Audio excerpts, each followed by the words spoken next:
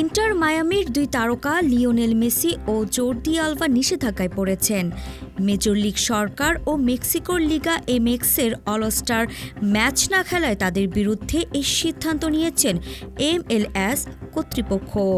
নিয়ম অনুযায়ী যদি কোনো খেলোয়াড় ইনজুরিতে না থেকেও অলস্টার দলে নির্বাচিত হওয়ার পর ম্যাচ না খেলেন, তাহলে তাকে পরবর্তী একটি লিগ ম্যাচে নিষিদ্ধ করা হয়। এই নিয়মেই মেসি ও আলভা ইন্টার মায়ামির পরবর্তী ম্যাচ খেলতে পারবেন না।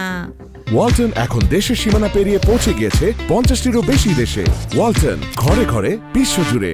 মিয়ামির মালিক জর্জ মাস এই সিদ্ধান্তে ক্ষুব্ধ। তিনি বলেন, মেসি ও আলবা ক্লাবের সিদ্ধান্ত মেনে অলস্টার ম্যাচ খেলেননি।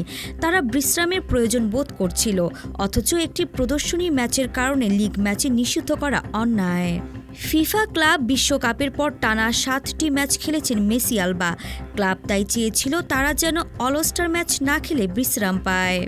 MLS কমিশনার ডন গাবরার জানান, মেসি এই লিগের জন্য অনেক কিছু করেছে, সেটা আমরা সম্মান করি, তবে নিয়ম আমাদের মানতেই হয়। MLS-এর এই নিয়ম নিয়ে বিতর্ক উঠেছে কারণ অলস্টার ম্যাচে 48 ঘন্টার মধ্যে 6টি লিগ ম্যাচ রাখা হয়েছে। খেলোয়াড়দের উপর চাপ পড়ছে, তাই সেই চাপ কমাতে গিয়েই নিষেধাজ্ঞার কবলে পড়লেন মেসি ও আলভা। আরিফা জাহান প্রিনন, বিডি আর্কাইভ।